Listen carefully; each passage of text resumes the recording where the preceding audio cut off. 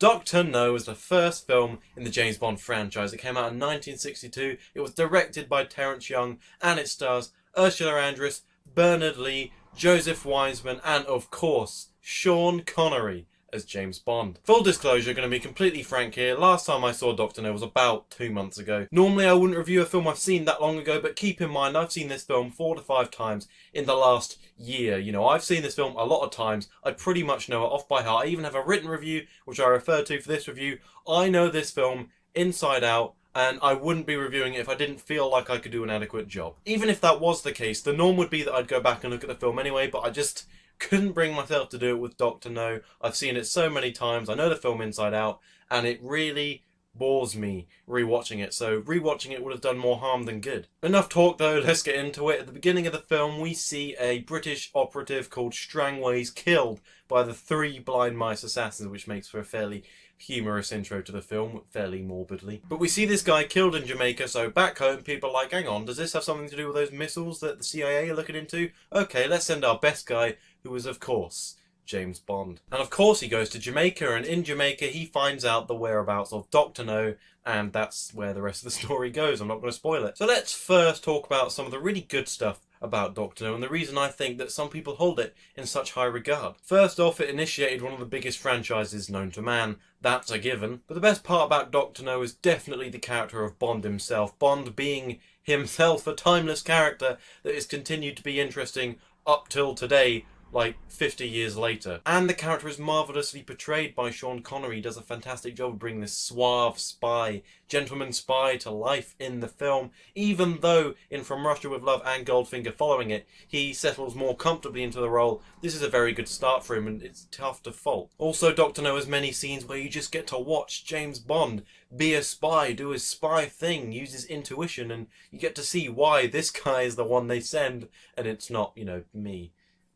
It's not me. As soon as he arrives off the plane in Jamaica, he instantly gets into the taxi with a guy that he suspects is less than nice. And it's cool to watch him figure this out and the way he reacts to it and how he deals with the situation and where this takes him from there. That sort of stuff is good. Also, later on when he gets into one of his rooms and he's like, I want to make sure that people aren't, you know, coming into my room. So he takes a hair, he plucks a hair from his head, licks the door, puts it over the door so, you know, if someone opens the door, the hair's going to fall off. That stuff's pretty cool to watch, and it's not as bombastic as the later films are with their super spy gadgets. You know, he plucks a hair, puts it on a door. That's pretty cool. And overall, this film really lays the foundations for the films that come after it. You know, this feels like Bond, but it feels like an unpolished version of the Bond we know and love. It's not a bad film by any stretch. I'm really not saying that, but the reason I couldn't watch it again is because it really bores me now, and that's not fair. You know, if you watch a film over and over again, of course, it's going to begin to bore you, but some films are going to begin to bore you more than others, if that makes sense. For example, I was fine watching From Russia with Love again, and I was absolutely fine watching Goldfinger again. I can watch these films, you know, over and over again. Doctor No doesn't really satisfy me enough to be able to be watched again. Part of the reason it doesn't hold up as well is that there's a lot less action in this film, and that's not intrinsically a bad thing, not at all, but it does contribute to an extent to a slightly slower and sluggish feeling that this Bond permeates where many others don't. And whilst Bond himself is very well done, the gentleman spy of course is someone that is so well ingrained in pop culture and everyone knows Bond for a reason. He's done spectacularly here and this launches a franchise. The other characters in the film don't quite feel up to par with him. For example, the character of Honey Rider, played by Ursula Andress. Now, I've spoken to quite a few people about the introduction of this character when James Bond's on the beach, and people have it in their heads that she explodes from the water and it's like, oh, I am Honey Rider, I'm the first Bond girl, look how awesome I am. And people tell me, oh, it's such an iconic scene, isn't it? And I'm like, heck, are you... That's not in the film. She just walks onto the beach and, you know, picks up some shells. Can you not say that? And I honestly couldn't tell you where this misconception comes from. It's like, that's not Ursula Andress, that's Halle Berry in Die Another Day. She explodes from the water. And, you know, that's just a nitpick, you know, people say that. It kind of bugs me. But whatever. How is she as a character? She is a poor actress, you know, she is a model. She's not an actress first, and that kind of shows. I mean, she doesn't really contribute much to the plot. She screams, she's there to look pretty. Some scenes are just so cripplingly awful, like a bit when they're in the water and the dogs are coming, and she's like, oh, it's like, it's not good. I mean, she's just there to look pretty, and there's not really much to that, so she's not worth talking about really. And not only is the Bond girl underwhelming, but I actually find, most importantly, the villain to be underwhelming. Dr. No isn't that interesting a character. You know, he's half American, half Chinese, O-Ren Ishii style, and he's fine, he's competent, but he's not the big bad villains like we get later on in the franchise. If you go by the argument that a Bond film is made by the strength of its villain, this film I don't think would be very fondly remembered. His character overall I find very bland, and his physical trademark, which is a staple for the Bond franchise, is that he's got 2 robotic metal hands, but he doesn't really use them for anything. Like other Bond villains, they'll use them, like Jaws, for example. He bites stuff. Oddjob has his hat, he throws it and cuts people's heads off.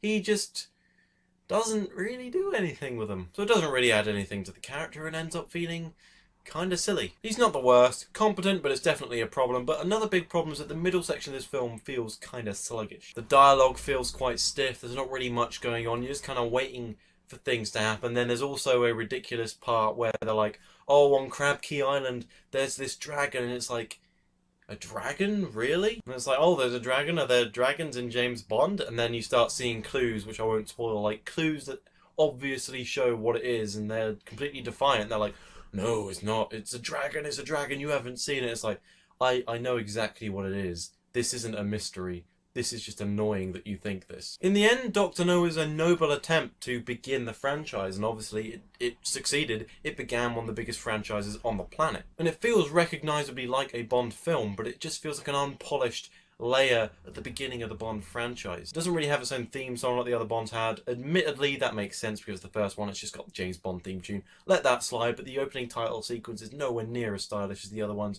It feels kind of silly, actually. And the style, the way they've done the villain, all feels very recognisable, as I've said, but it does feel unrefined, so overall, I give Dr. No a 6 out of 10. It's an alright introduction to the character of Bond, but, you know, it just fails in comparison to the next 2, debatably 3 movies after this. If you're going to compare them directly to those films, it completely flounders, you know, in comparison, but even taken on its own, it's an enjoyable time.